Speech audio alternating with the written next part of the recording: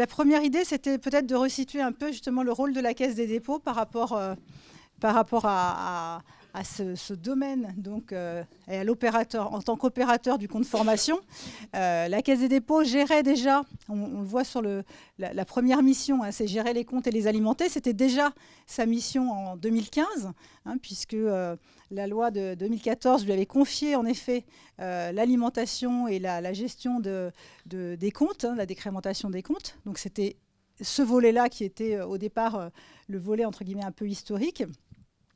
On a comme mission aussi en effet de recevoir et gérer les fonds des contributions obligatoires et puis collecter et gérer les financements complémentaires pour le compte des branches et des entreprises. Ça sera en effet tout l'aspect abondement qu'on va mettre en place, qu'on est en train de mettre en place, mais qui sera donc opérationnel à partir de cet été. Je reviendrai dessus tout à l'heure. Financer les formations éligibles au CPF, bien sûr. Et puis, ce que je vous présente un peu plus aujourd'hui, c'était donc la mission de créer la plus grande place de marché en ligne pour permettre l'achat direct de formations éligibles au CPF.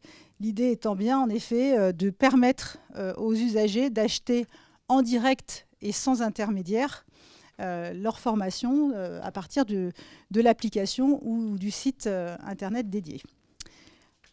Autre mission qui a été pour faire justement ce travail important de création de places de marché, c'était en effet d'enrôler les organismes de formation et de publier leur offre pour qu'elle soit en effet visible sur la place de marché ensuite. Il y a 76 000 organismes de formation. On avait estimé à 10 000 les organismes de formation qui étaient directement concernés par mon compte formation. Aujourd'hui, on est à plus de 10 000 organismes qui ont chargé leur offre ou une partie de leur offre. En tout cas, on a plus de 10 000 organismes de formation qui sont présents sur mon compte formation. Et puis, septième mission qui est aussi de promouvoir la formation professionnelle et surtout, en effet, de créer du lien et d'interagir avec tous les acteurs de la formation professionnelle et de faire, en effet, connaître cette activité, de monter des choses ensemble. L'idée est bien, en effet, de faire des partenariats avec tous ces acteurs et de ne pas travailler dans notre coin tout seul et en chambre. Cela m'amène, Caroline, à te remercier par rapport à ça. Donc, on parle de la promotion, de promouvoir la formation professionnelle auprès des acteurs de la formation. L'APEC étant un acteur, au cours de l'année dernière, Caroline et donc ses collaborateurs sont intervenus plusieurs fois à l'APEC, dans lequel ils nous ont présenté l'application. Donc, c'est quand même un élément important parce que ça nous a, lorsque la réforme est intervenue, lorsque l'application a été mise en place, on avait quand même une bonne visibilité grâce aux échanges qu'on avait eus auparavant. Alors, quels ont été les principaux défis à relever pour la Caisse des dépôts? Ça a été en effet, par rapport à cette application, de répondre aux besoins d'une pluralité de catégories d'usagers. En effet, il faut qu'on puisse aussi s'adresser à tous les actifs. Donc, on a aussi justement travaillé avec des panels d'utilisateurs pour pouvoir construire cette application. Favoriser la continuité et le développement des activités des organismes de formation. Je vous le disais tout à l'heure, il a fallu en effet les enrôler. L'objectif, c'était que les organismes qui travaillaient auparavant sur des offres qui étaient éligibles au CPF puissent continuer à avoir leur activité à travers cette application. Et puis mettre en place un outil de normalisation du marché. Alors, outil de normalisation, c'est surtout l'idée aussi de passer sur une place de marché unique, gratuite, unique et qui présente l'offre de formation de la même manière pour tous, dès lors, comme ça, qu'un utilisateur voudra, entre guillemets, se servir de son compte CPF, il aura un lieu unique pour visualiser toutes les offres de tous les organismes. Et surtout, cette place de marché étant régie par des conditions générales d'utilisation, surtout que l'usager, quelle que soit la formation qu'il va acheter, devra en effet répondre aux mêmes conditions générales d'utilisation et tous les organismes de formation doivent se mettre aussi sur le même diapason, on va dire, et signer les conditions générales d'utilisation. Il n'y a pas un organisme qui va définir des conditions qui vont être différentes de son voisin et des pénalités qui vont être différentes en fonction de l'organisme, etc. développer un outil de promotion de la formation et puis intégrer les abondements complémentaires au parcours d'achat. Ça, comme je vous le disais, ça sera donc dans le courant de l'année. Je vous en parlerai un petit peu plus tout à l'heure.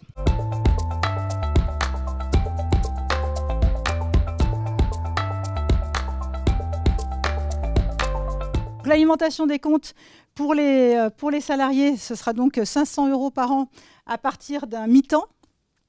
Donc dès que la personne aura fait minimum un mi-temps sur l'année, elle aura en effet les 500 € par an. Pour les autres, ça sera au prorata. Pour les travailleurs non salariés, ça sera 500 €, mais au prorata du temps d'activité. Alors, à avoir comme information, je vous l'ai mis en post-it en bas, les travailleurs non salariés ont accès au CPF depuis...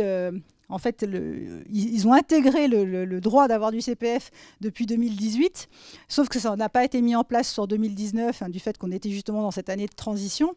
Donc leurs comptes seront alimentés là, cette année, donc en avril, des droits qu'ils auront acquis au regard de l'année 2018 et 2019. Donc pour 2018, comme on était encore sur 24 heures, et ces 24 heures, en les monétisant à 15 € de l'heure, ça sera 360 €. Et pour l'année 2019, donc ils auront les 500 € également. Les salariés peu qualifiés, 800 € par an, avec, pareil, l'idée du mi-temps ou moins que le mi-temps, ça sera au prorata. Les salariés peu qualifiés, ce sont donc toutes les personnes qui n'ont pas de titre ou de diplôme de niveau ancien niveau 5, c'est-à-dire le CAP qui est niveau 3 maintenant, si je me rappelle bien. Pour les travailleurs non salariés, s'ils sont sur un équivalent temps plein? Là, oui, c'est au prorata du temps d'activité pour les travailleurs non salariés, oui. Alors, il est valorisé par rapport aux déclarations qu'ils font, puisque nous, c'est par rapport aux déclarations ACOS qu'on pourra en effet alimenter les droits. Alors, la date de création, bien sûr, si il commence en milieu d'année, il va y avoir cet aspect-là. C'est à partir du moment, en effet, où il commence. Mais nous, les alimentations se font à partir des déclarations ACOS. Donc l'ACOS, c'est en fait c'est l'association qui regroupe tous les systèmes de sécurité sociale. Je pourrais vous dire exactement ACOS, ce que ça veut dire, je l'ai noté parce que je ne me rappelle jamais non plus. Oui. Oui, oui. Non, mais c'est pour ça que je vous dis, c'est en effet lié au moment de la création, au niveau de la création, et par rapport à la déclaration ACOS. Alors, très honnêtement, personnellement, je ne sais pas ce qui est transmis dans cette déclaration ACOS, mais en tout cas, l'alimentation se fait à partir de cette déclaration. Quelqu'un qui a un double statut, salarié et indépendant, il a, par exemple, en travaillant aussi bien dans la fonction publique, un troisième compte? Alors, toutes les personnes, oui, en effet, on peut avoir plusieurs comptes, puisqu'on a aussi des personnes qui sont agents publics et qui peuvent être salariés à côté pour une autre activité. Ça peut être donc la même chose, un travailleur salarié qui commencerait une activité de travailleur non salarié. Les deux comptes seront alimentés. Pour les fonctionnaires de la fonction publique territoriale? Alors, c'est les agents publics. Eux, ils continuent à avoir une alimentation en heures. Tous les agents publics continuent à avoir une alimentation en heures. Et donc, ils peuvent consulter leur compteur sur l'application Mon compte formation. Par contre, ils ne peuvent pas acheter aujourd'hui de formation sur l'application puisqu'ils doivent se référer à leur service RH pour mobiliser leurs droits. La seule chose, par contre, qui va changer, qui a changé à partir depuis le 1er janvier, c'est que on peut changer des heures en euros et vice-versa. Quand on est, imaginons un agent public qui a une activité en parallèle salariée, si son activité salariée est moins importante en temps que l'activité d'agent public, il peut demander, au regard d'un projet de formation, il peut demander en effet à changer ses euros en heures pour pouvoir les mobiliser sur son projet de formation. Mais c'est toujours l'activité principale qui va être celle qui va permettre de faire la conversion. Ce serait possible de le faire aussi dans l'autre sens? Oui. Oui. Transformer des heures de ces dettes publiques en euros. C'est possible à partir du moment où l'activité principale est celle qui amène les euros.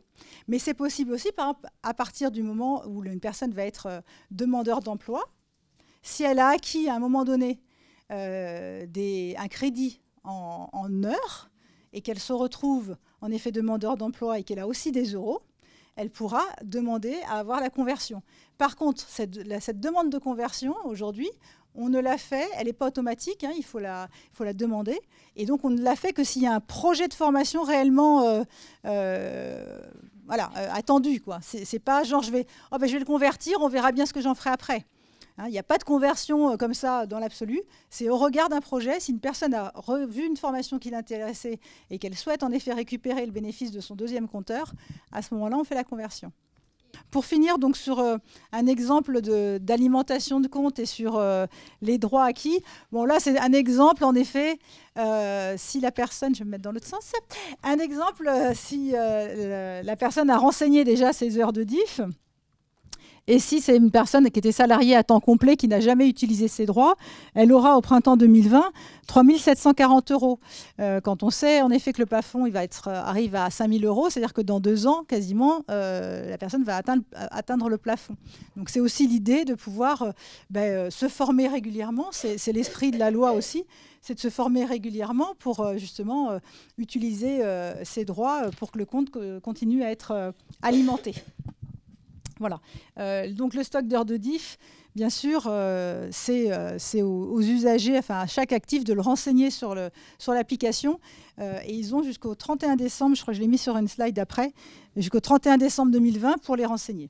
Après, ils sont utilisables, il n'y a pas de période pour les utiliser, mais il faut les renseigner avant le 31 décembre. Aujourd'hui, pour avoir une petite idée, il y a à peu près 50% des salariés du privé qui ont au moins 1 080 € sur leur compte et 30% qui ont au moins 1 440 € sur leur compte. Pardon ? Oui, 50% des salariés du privé qui ont au moins 1 080 € sur leur compte et 30% qui ont au moins 1 440 €. Mais ça ne veut pas dire qu'ils ont renseigné leurs heures de diff. Donc quand on voit ce que peut rapporter en plus les heures de diff, ça vaut vraiment le coup de les reporter. Surtout qu'elles doivent être remplies avant la fin de cette année. Après, vous savez que c'est une personne qui ne l'a pas mis, une personne qui n'a pas rempli qui n'a pas déclaré ses heures de diff l'année prochaine, donc on est jusqu'au 31 décembre 2020, ne pourra plus les intégrer. On ne peut pas mobiliser ces droits CPF en dehors de l'appli. Par contre, le contact premier peut se faire en effet en dehors de l'appli, et c'est pour, entre guillemets, faire l'acte d'achat que l'organisme aura besoin de mettre son offre dans l'appli. Mais si la personne veut utiliser son CPF, elle doit passer par l'application. Aujourd'hui, la mobilisation des droits CPF se fait par l'application, et la seule chose qui pourra permettre de ne pas passer par l'application directement, ça va être les accords collectifs. Dans le cadre des accords collectifs, la démarche sera bien autre, puisque dans ces cas-là, l'entreprise qui aura défini avec ses partenaires sociaux, avec toutes les parties prenantes, dans son accord collectif, la liste des actions qui peut mobiliser le CPF des salariés. Ça sera l'entreprise qui montera son action de formation, qui choisira son organisme, qui s'occupera de toute l'organisation de la formation. Et ensuite, elle adressera à la Caisse des dépôts la liste des salariés qui auront été formés. La Caisse des dépôts décrémentera les comptes au regard du coût de la formation qui a été prise en charge et reversera à l'employeur, donc à l'entreprise, le montant du CPF des salariés sur ces formations-là. Mais ça sera la seule façon. Il faut savoir qu'aujourd'hui, sur mon compte formation, ce qui marche entre guillemets très très bien et ce qui fonctionne à plein régime, ça va être en effet tout l'aspect demande d'inscription jusqu'à la réalisation de la formation. On sait aujourd'hui que nos efforts, ils sont vraiment à concentrer sur le moteur de recherche et entre autres aussi sur cet aspect de désignation de l'organisme. Alors on travaille actuellement, parce que ça fait un petit moment qu'on a eu les retours sur la problématique entre le non commercial et la raison sociale. Et en effet, les organismes, quels qu'ils soient, ils ont été enregistrés sous leur raison sociale, puisque c'était en effet la voie d'entrée aussi par rapport au fait qu'on est passé par le site de la DGEFP au départ pour enregistrer les organismes. Il fallait qu'on s'assure en effet que tous les organismes existaient au regard de leur déclaration sociale et de tout ce qui fait qu'aujourd'hui un organisme est en règle. Donc on est passé en effet par ce portail. Maintenant, On travaille sur cette possibilité de passer sur le non commercial, mais même cet aspect du non commercial ne va pas être si simple à aborder, puisque pour passer sur le non commercial, on part d'un référentiel qui est lié à l'INPI, et tous les organismes aujourd'hui ne se sont pas inscrits non plus sur ce référentiel. Mais c'est un vrai problème. Enfin, moi, j'ai essayé aussi de faire la recherche VAE pour trouver un DAVA. J'ai essayé DAVA, j'ai essayé CAVA. Voilà, je sais que je ne l'ai pas trouvé. Hein, c'est pas remonté à ce moment-là. Alors, les universités, on arrive plus facilement à les retrouver parce que dans leur nom, on arrive plus facilement. En tout cas, le fait est qu'on a tout à fait conscience que le moteur de recherche, il y a beaucoup de choses à faire. On fait des sprints toutes les 5 semaines, donc c'est mis à jour assez régulièrement. Là, on va avoir une amélioration, je vous en parlerai tout à l'heure, du moteur de recherche au mois de mars, qui va normalement bien améliorer les choses, mais on sait que c'est un peu problématique.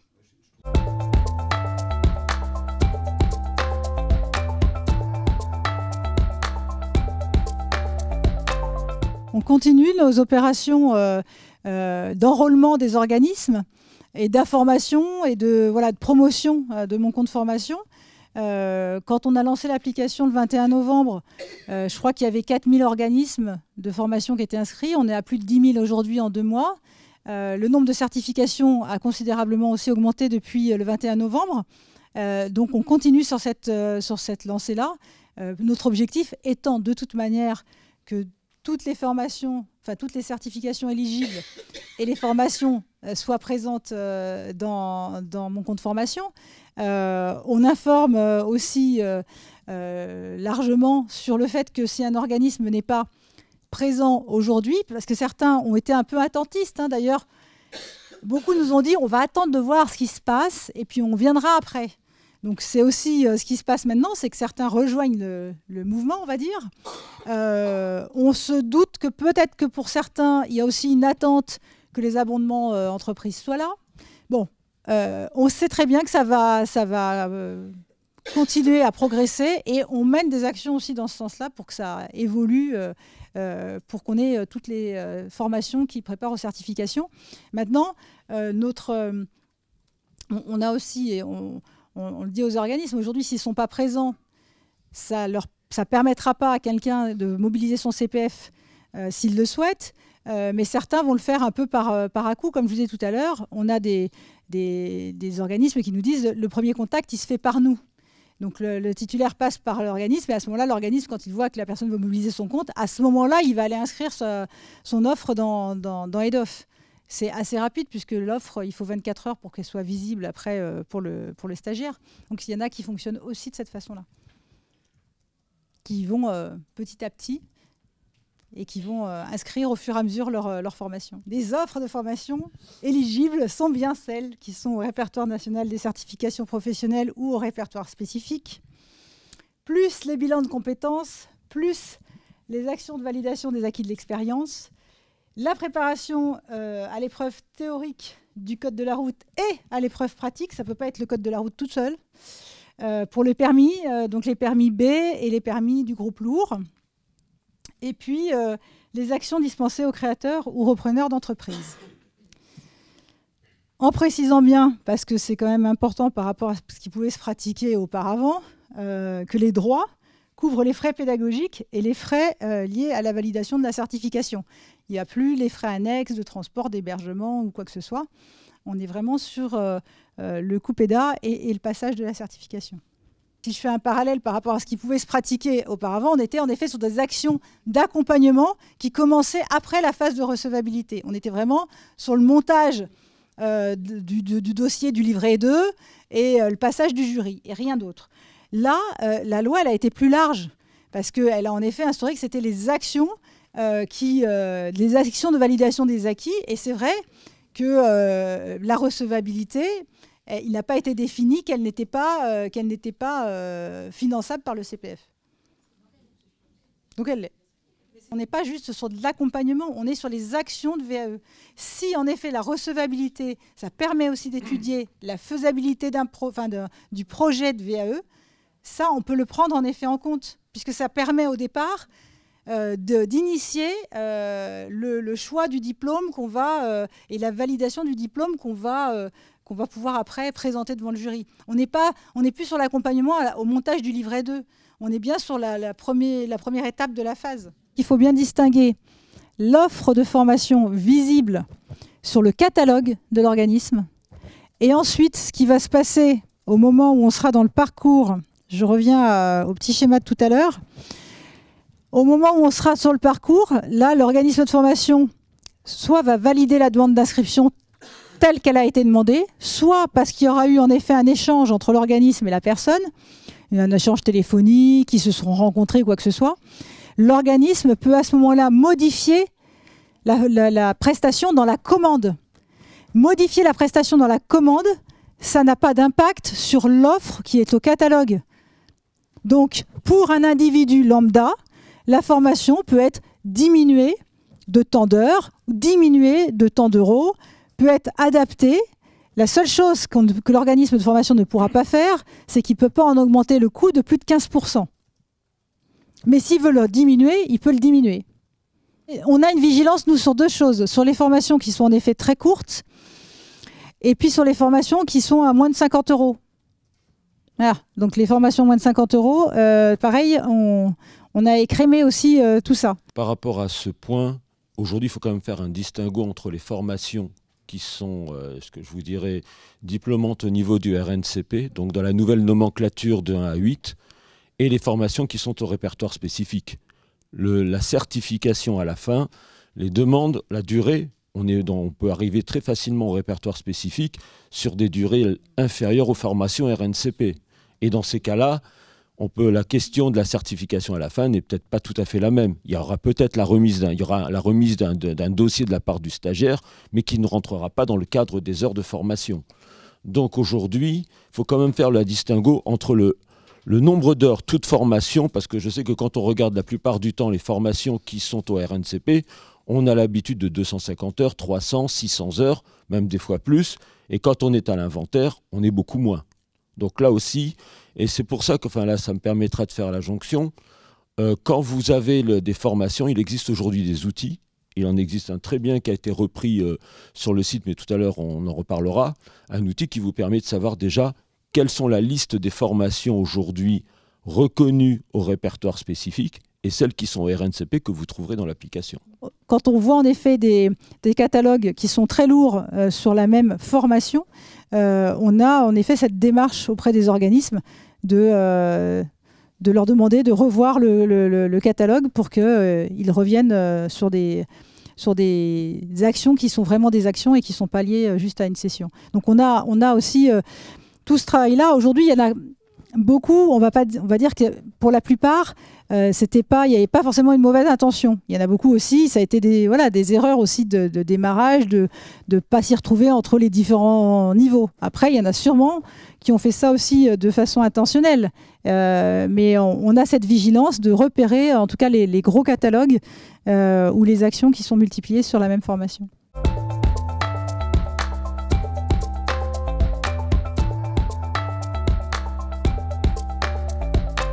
Ce qui va évoluer, c'est qu'en effet, on a tout à fait conscience que le reste à charge, il est parfois très lourd de le payer en une seule fois. Donc la seule chose, c'est qu'aujourd'hui, la Caisse des dépôts ne peut pas, c'est pas un organisme de microcrédit et on ne peut pas demander à la personne d'abonder en plusieurs fois, etc. On va essayer, on travaille sur ces aspects-là.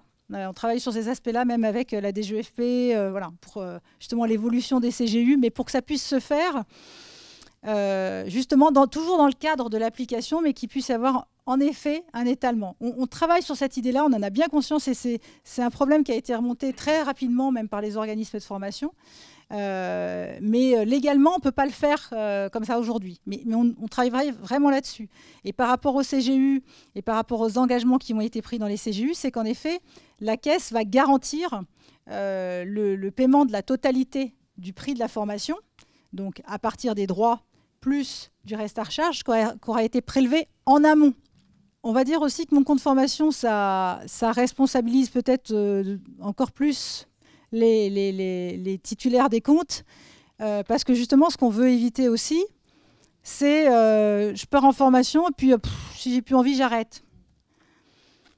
Même si l'acte d'achat est simplifié, il faut bien aussi que les personnes aient conscience que c'est pas tiens, j'ai envie de faire ça, je vais voir ce que ça donne et puis je vais partir en formation, puis si ça m'intéresse plus, j'arrêterai.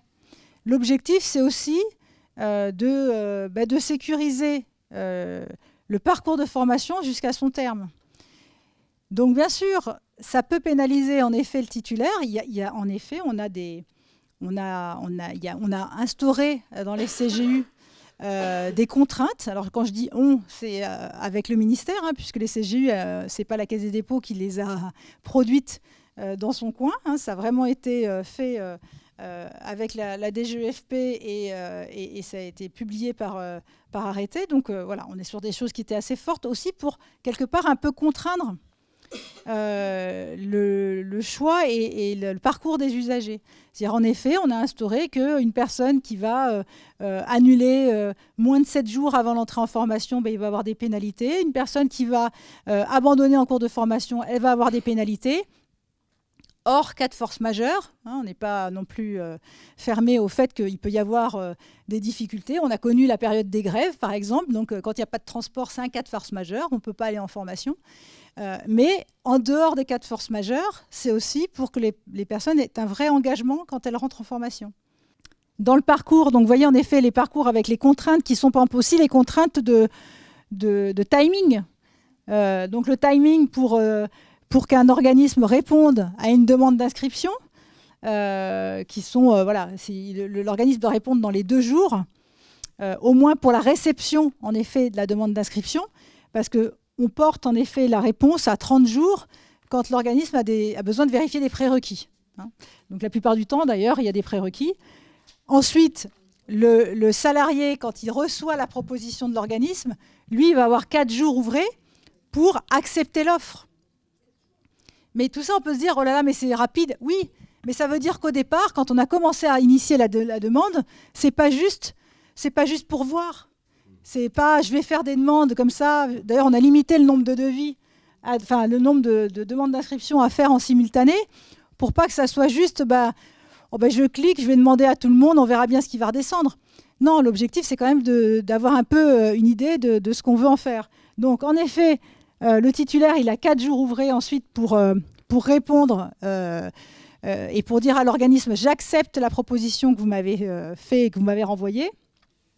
Et ensuite, il y a en effet l'entrée en formation avec une déclaration, etc.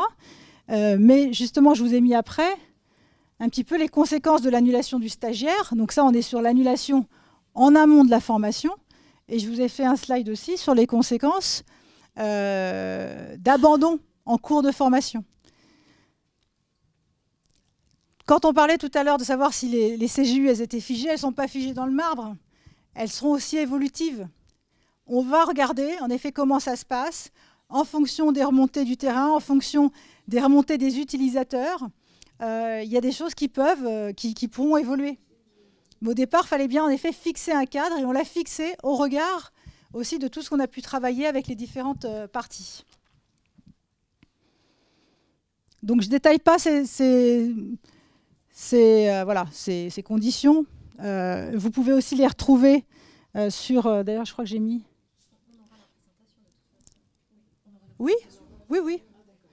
Et vous pouvez retrouver d'ailleurs, il y a des tableaux assez récapitulatifs, parce que les CGU, faut les lire, bien sûr, mais après, des fois, on a un peu de mal à s'y retrouver, peut-être dans ce qui est textuel. Donc, on a mis aussi sur le site d'information des organismes de formation, qui s'appelle of.moncompteformation.gouv.fr. Dans la partie réglementation, vous avez aussi des tableaux qui récapitulent justement les conséquences et les impacts en cours d'abandon ou d'annulation par l'organisme de formation, et les impacts sur les 2 parties, c'est-à-dire sur l'organisme de formation et sur le titulaire du compte. Et donc les tableaux sont peut-être plus faciles à aborder, je dirais.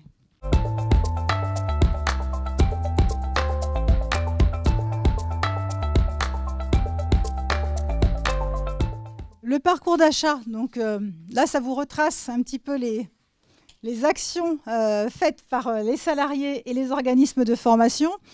L'important, c'est de voir qu'on peut accéder aussi à l'ensemble de l'offre de formation sans être forcément connecté. On va regarder un petit peu ces étapes par la suite.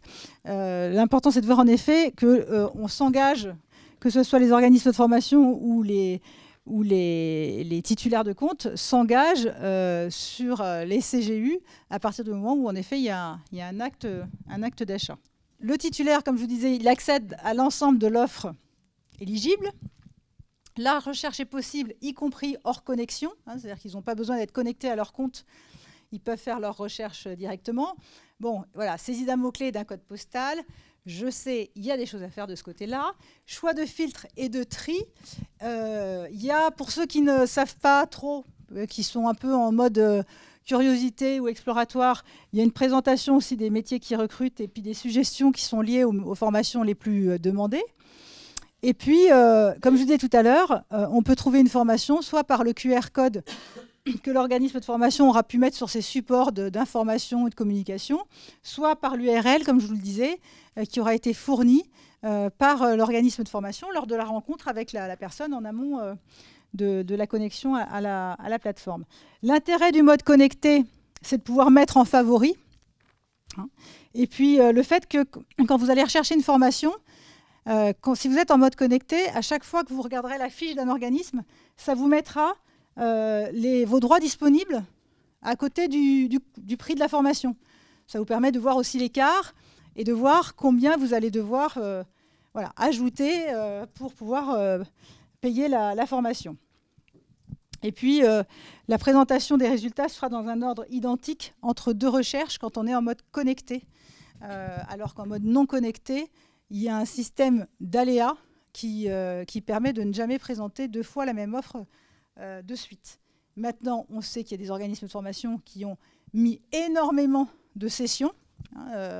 Dès qu'ils avaient des changements de date, ils recréaient une action juste pour changer les dates, ce qui fait que l'aléa, quand il y a beaucoup d'offres, on retombe souvent sur le même. Donc ça aussi, comme je vous disais, c'est des choses qu'on a repérées, sur lesquelles on travaille, en particulier sur les formations en langue, où on a d'ailleurs 50% de l'offre de formation aujourd'hui qui est de l'offre de formation en langue. Et là, on a en effet eu des retours sur le fait qu'on a souvent les mêmes, mais parce qu'ils vont changer le nombre d'heures ou parce qu'on change le lieu de la réalisation. Un petit aléa aussi, un petit travers qu'il y a et dont on a bien conscience, sur lequel on travaille, c'est aussi la présentation des offres de formation à distance, puisque celles-ci, elles apparaissent en premier, étant donné qu'elles sont à 0 km. Donc dans la localisation, ce qui fait que les formations à distance remontent en premier, c'est qu'elles sont donc au plus près de la personne. Donc ça, c'est aussi quelque chose sur lequel on travaille pour différencier en effet les offres de formation à distance des autres. Il y a aussi donc un petit visuel qui a été communiqué par le ministère pour que les organismes de formation qui ont des offres éligibles puissent utiliser ce visuel. Le visuel est attaché à l'offre de formation et non pas à l'organisme. C'est pas l'organisme qui est éligible au CPF, c'est une partie de son offre ou certaines offres, mais ce n'est pas l'organisme qui est éligible. Aujourd'hui, ce qui s'affiche, ce n'est pas la certification, c'est le titre de la formation. Et ce qu'on a derrière, c'est que la formation doit être reliée à un code RNCP valide. Sur l'application, l'employeur n'arrive jamais sur l'application. C'est le compte personnel de formation, donc c'est chacun à son compte et chacun le gère. Donc, il n'y a pas de démarche pour dire je veux en informer mon employeur ou il n'y a pas un passage vers l'employeur. C'est toujours entre l'organisme de formation et le titulaire du compte. Par contre, en effet, on informe les salariés sur le fait que les formations, quand elles sont faites sur temps de travail, elles demandent une autorisation d'absence au préalable. Comme on le disait tout à l'heure, même Patrick en parlait, on est bien sur le fait qu'il se passe des choses en dehors de l'application. Et entre autres, informer son employeur de son souhait de faire une formation sur temps de travail, ça ne passe pas dans l'application parce que l'application, elle est pour mobiliser son compte personnel de formation. Donc l'entreprise n'a pas de pouvoir apprendre là-dessus. Mais si c'est pour le faire sur temps de travail, il faut bien, en effet, en parler à son employeur.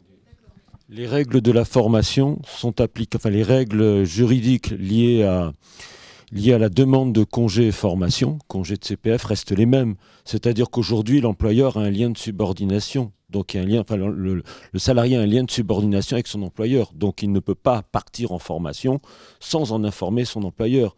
Et il y a même des règles précises. Hein.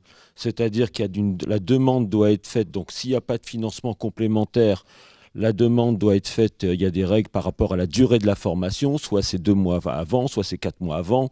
Et à partir de là, l'employeur peut, s'il dit oui, eh ben, j'ai envie de dire, la personne pourra partir pendant la formation, mais s'il dit non, la personne ne pourra pas. Donc là, on est vraiment dans un cadre qui est le CPF d'un côté. De l'autre côté, il y a plusieurs dispositifs, parce qu'il ne faut pas les oublier. Il y a ce qu'on appelle les projets de transition professionnelle.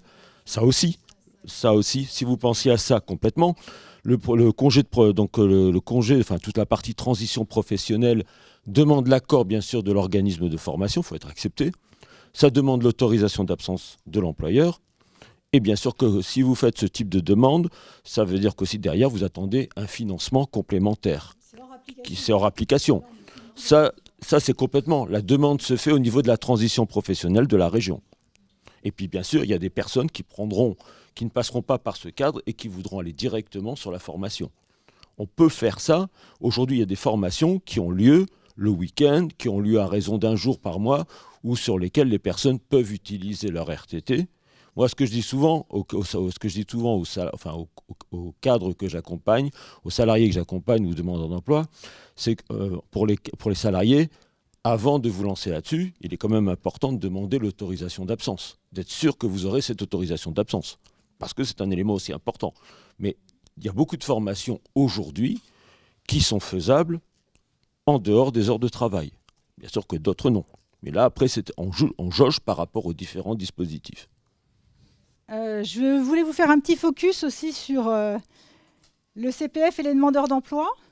Donc, les demandeurs d'emploi, ils peuvent procéder comme tout un chacun, comme un salarié, à l'achat de formation en toute autonomie sur mon compte formation, toujours en mobilisant leurs droits et en payant le reste à charge éventuellement.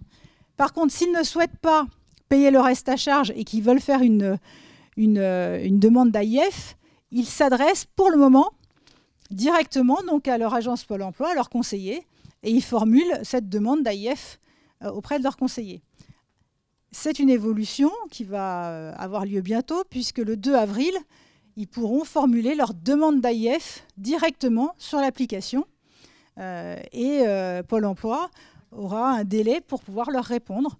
Donc tout pourra se passer directement dans l'application. S'ils bénéficient d'une formation collective, donc inscrite au PRF par exemple, la loi dispose que le CPF du demandeur d'emploi sera débité dans les conditions prévues par décret et après que le demandeur en a été informé. Si l'individu veut mobiliser ses droits CPF et qu'il ne demande rien, voilà, la question ne se pose pas. Si par contre on fait une demande d'AIF, c'est quand même Pôle emploi qui dit oui ou non, on va abonder.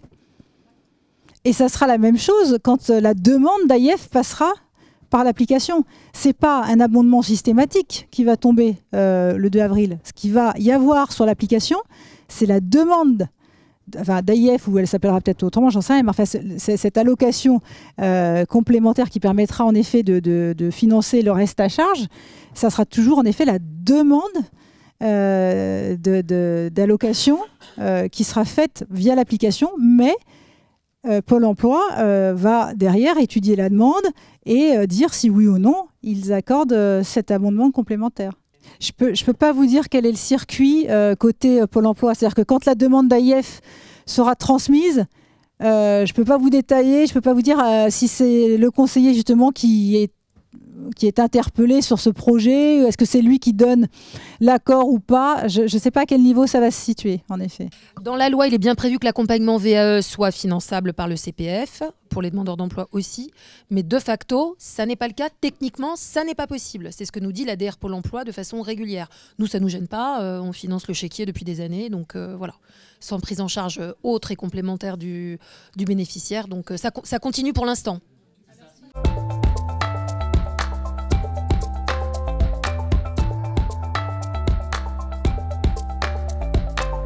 Donc les évolutions à venir par rapport à mon compte formation, comme je vous disais tout à l'heure, il y a des évolutions au niveau du moteur de recherche. Par exemple, on va faire une amélioration de la fiche formation puisque on va ajouter certains champs qui ne sont pas visibles aujourd'hui, comme la certification à laquelle prépare la formation. Aujourd'hui, il n'est pas visible de fait. On va rajouter différents points qui étaient renseignés par les organismes dans leur partie EDOF, mais qui n'étaient pas visibles pour les titulaires et qui sont importants aussi à connaître. Donc on fait des évolutions là-dessus. Évidemment, on fait des évolutions sur justement la recherche avec les fameux non commerciaux, les raisons sociales et autres, plus la neutralité des recherches pour les formations en langue. Comme je vous disais tout à l'heure, on voit souvent les mêmes apparaître du fait du volume d'offres qu'ils ont renseignées. Et puis on va travailler, comme je vous disais, sur ce qu'on va appeler un peu un code de la route, une charte de bonne conduite, on va dire, justement de renseignement de l'offre. Et il y a de fortes chances que cette charte soit ensuite annexée au CGU. Quelle autre évolution? Donc, je vous ai dit en avril, donc, la demande d'abonnement Pôle emploi sera disponible. L'alimentation des comptes se fait aussi en avril. En juin, on aura donc les dotations des entreprises, puisque les abondements entreprises seront de deux sortes. Des dotations soit, entre guillemets, à l'initiative de l'employeur qui pourra, par exemple, décider d'abonder le compte de tous ses salariés ou le compte de ses salariés de plus de 50 ans. Enfin bref, c'est l'entreprise qui décidera de faire une dotation, soit d'abonder sur dossier, c'est-à-dire un de ses salariés qui souhaiterait faire une formation, qui n'aurait pas l'argent suffisant sur son compte et qui ferait cette démarche auprès de son entreprise pour qu'elle puisse compléter et puis pour pouvoir l'aider à financer sa formation. Donc là, ces deux types de dotations seront possibles à partir du mois de juin et viendront ensuite les dotations, les accords collectifs qui seront renseignés dans le courant du deuxième semestre. L'évaluation, elle existe déjà, puisqu'on demande déjà aux stagiaires d'évaluer la formation à la fin de la formation. La seule chose, c'est qu'on attend, avant de les publier, déjà d'en avoir suffisamment. Et puis, on affine aussi les questions de est-ce qu'on va les afficher par sirène, par sirette, par action, voilà. Donc, on travaille là-dessus, mais c'est pas du tout une rumeur, hein. D'aller le voir arriver dans le courant de l'année, vous allez les voir, les étoiles.